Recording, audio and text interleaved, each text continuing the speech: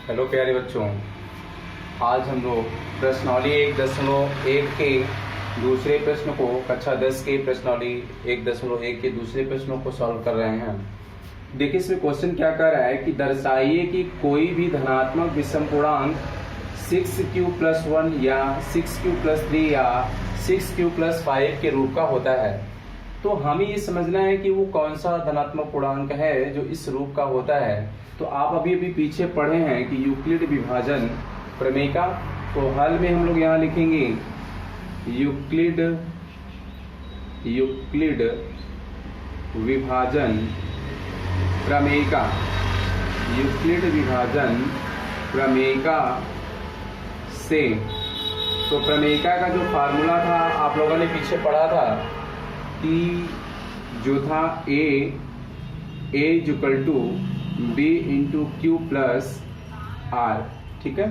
तो ये प्रमेयिका जो था a बराबर b q प्लस आर, जहां हम लोग इसमें बोले थे कि जो r है वो 0 से बड़ा या बराबर होगा, जबकि ये b से क्या होगा, छोटा होगा। ये संबंध है। तो आपको यहाँ समझना ये है कि हमें प्रश्न के हिसाब से देखिए किस रूप में है 6q+3। तो यहाँ हम लोग लिखेंगे, इसको आप समीकरण नंबर 1 दे लेंगे, ठीक है। ये यूक्लिड विभाजन प्रमेयिका का फार्मूला है। अब यहाँ हम लोग लिखेंगे समीकरण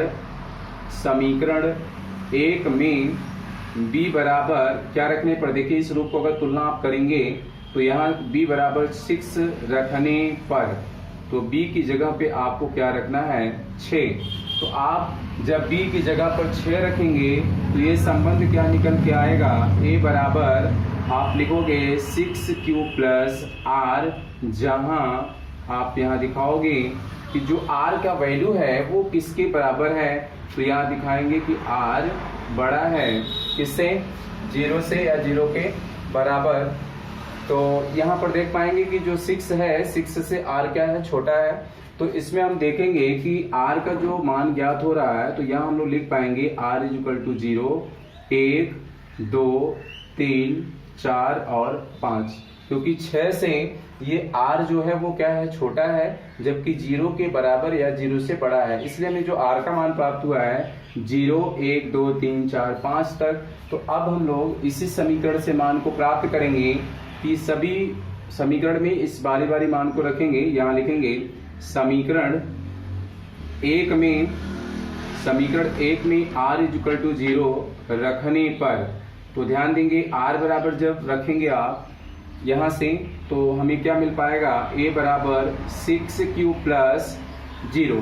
अब आप ध्यान देंगे जब 0 को हम जोड़ेंगे तो हमें जो मिला है यहाँ पर पूर्णांक वो कितना हो गया, 6q+, ये 0 है तो 0 का कोई निष्कर्ष है नहीं यहाँ पर।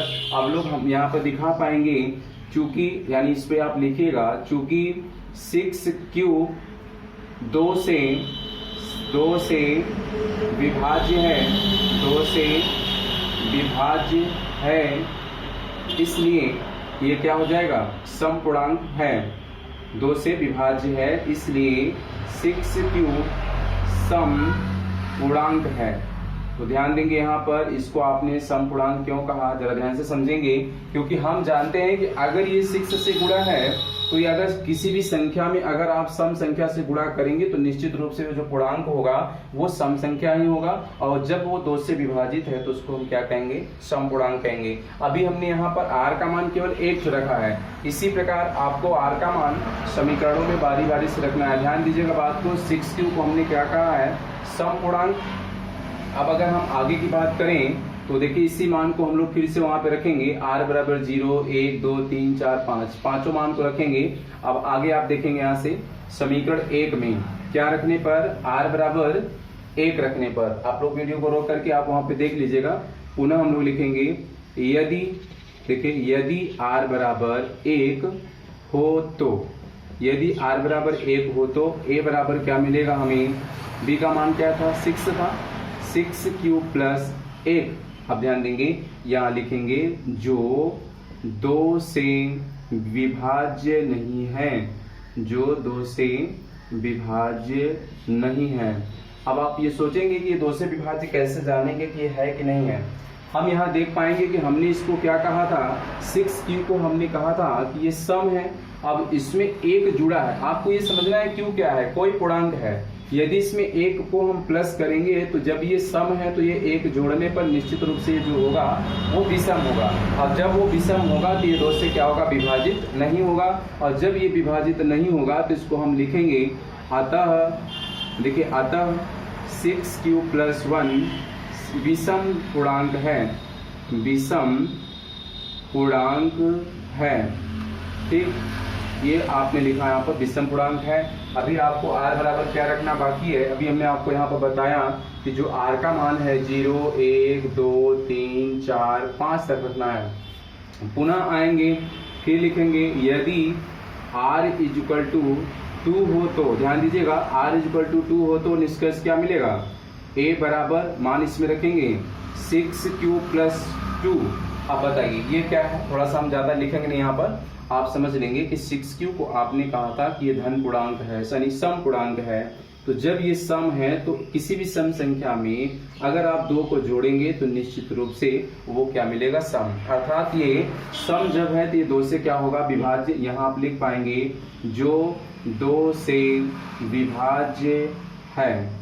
तो जब ये दो से विभाज्य है तो अतः यहाँ पे दे पाएंगे अतः 6q + 2 सम पूर्णांक है, 6q + 2 सम पूर्णांक है।